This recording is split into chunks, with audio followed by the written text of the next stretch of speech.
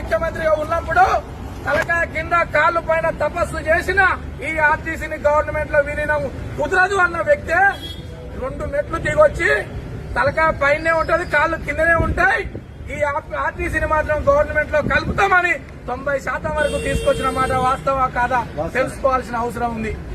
దానికి అనుగుణంగా కేసీఆర్ గారు ప్రభుత్వం దిగిపోయే ముందు ఇదే కాంగ్రెస్ పార్టీ ఇప్పుడు ఉన్నటువంటి రేవంత్ రెడ్డి ముఖ్యమంత్రి వర్యులు ఏం చెప్పిండో, మీకు బిర్యానీ కావాలని కోరిండ్రు, మీకు బిర్యానీ కాదు కదా పప్పు పెట్టడానికి కూడా కేసీఆర్ దగ్గర గిన్నె లేదు, ఆ పప్పు ఉడకదు, మంట పెట్టడానికి మంట లేదు, వండడానికి గిన్నె లేదు, నా దగ్గర ఉన్నది గిన్నె, నా దగ్గర ఉన్నది పప్పు, నా దగ్గర ఉన్నది బియ్యం, నన్ను ముఖ్యమంత్రి చేయండి, మీకు వండి పెట్టడానికి నేను సిద్ధంగా ఉంటానని మేనిఫెస్టోలో పెట్టినటువంటి చరిత్ర గల వ్యక్తి.